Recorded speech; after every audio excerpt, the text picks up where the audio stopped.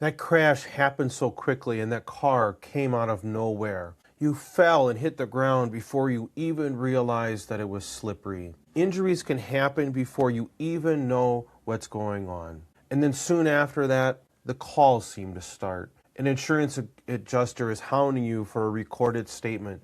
Your doctor, clinic, or hospital wants to know how you're going to pay for those medical bills. And your boss probably wants to know when you're going to come back to work. And you are left trying to deal with pain, medical appointments, missed work, bad sleep, and an insurance claim process that seems overwhelming. If you're looking for a Cashton Personal Injury Lawyer after a car crash, trucking accident, farm injury, trip and fall, or any other serious injury in Monroe County, there are a few things you should understand right away. Wisconsin personal injury claims can involve auto accident laws, premises liability rules, products liability statutes, insurance policies and regulations, as well as legal deadlines that you may not even know exist. So what you do early on can make a huge difference later. I'm Craig Steger. I'm a personal injury attorney with more than 20 years of experience handling serious injury and wrongful death cases,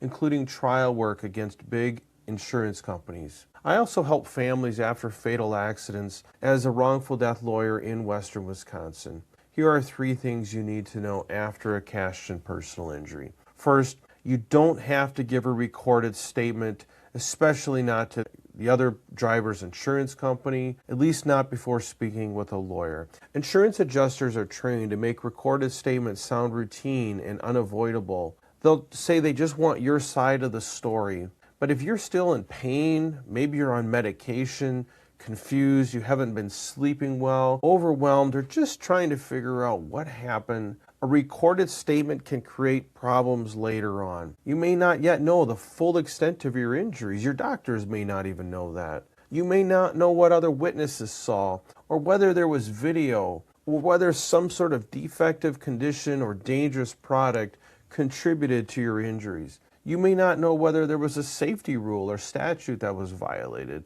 and you may not know whose insurance company may be responsible for your injuries. Before you give a recorded statement, try to understand who's asking for it, which insurance company they actually work for, and whether you're legally required to give it. And then simply know how this could affect your claim. Try to talk to an attorney before you talk to the insurance company. Second, photograph and document the scene or whatever it was that caused the injury as soon as possible. This is especially important for injuries that arise from some sort of a temporary condition.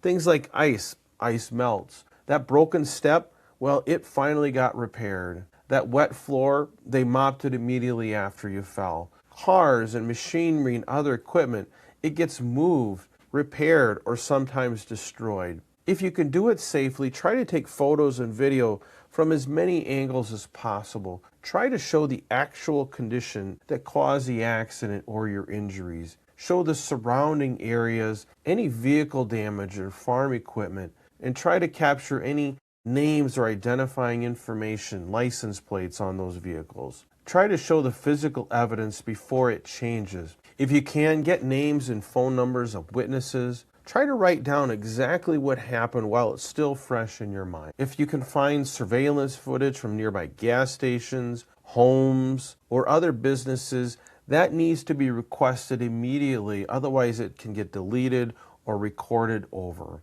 In a Cashton personal injury claim, video evidence can be the difference between a strong case and an insurance company that denies your claim entirely. Third, and most important, get medical attention and follow your doctor's recommendations. Don't just try to tough it out. You see, delaying treatment can hurt your health, but also hurt your case. So get checked out.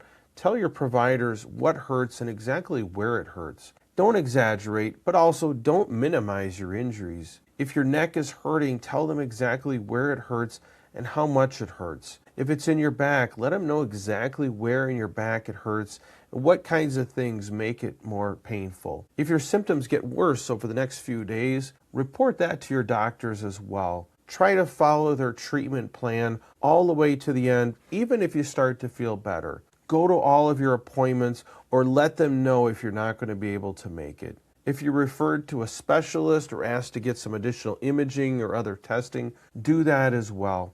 You see, insurance companies look for delays or gaps in treatment. They look for missed medical appointments. They simply look for any excuse to try to argue that you weren't really hurt, or if you were, that you recovered very quickly. Good medical care will protect your health, but it also creates the necessary documentation needed to prove what the injury did to your life later on. After a serious injury in Cashton or anywhere in Monroe County, you don't need to have everything figured out immediately, but you do need to protect yourself. You need to be careful when giving recorded statements or talking to the insurance company, and you want to try to preserve evidence as soon as you can.